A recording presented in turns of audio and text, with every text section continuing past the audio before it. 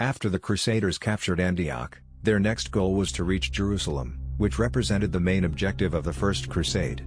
However, only a portion of knights and infantry decided to proceed to Jerusalem. Disagreements among the commanders and the sudden death of the papal legate Ottomar of Lipwe further complicated matters, as no one had the authority to be a true religious leader for the expedition. The Crusaders moved along the Mediterranean coast, facing minimal resistance. Local Arab emirs, not wanting to engage in conflict, agreed to pay tribute, and even some Sunni inhabitants preferred the rule of the Crusaders over the Fatimids. Some cities were found completely deserted, as the residents chose to flee from the approaching conquerors, possibly due to the infamous reputation of the Crusaders after the massacre at Antioch. The governor of Jerusalem was well prepared for the siege, commanding about 3,000 defenders.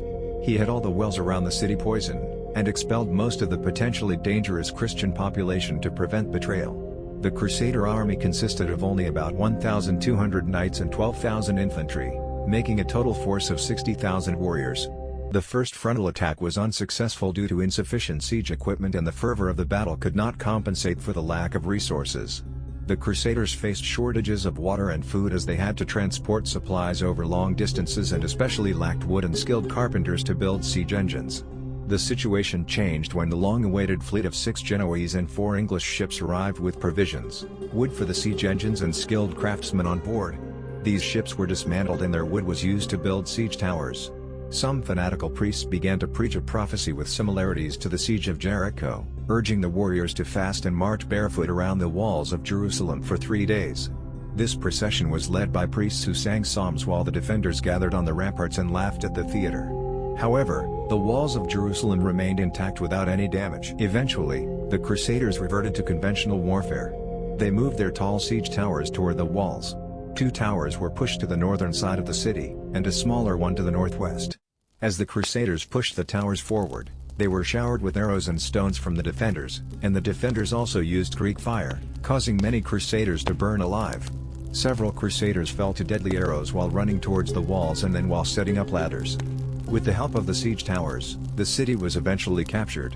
Once the outer walls were breached, the Crusaders started looting and killing immediately.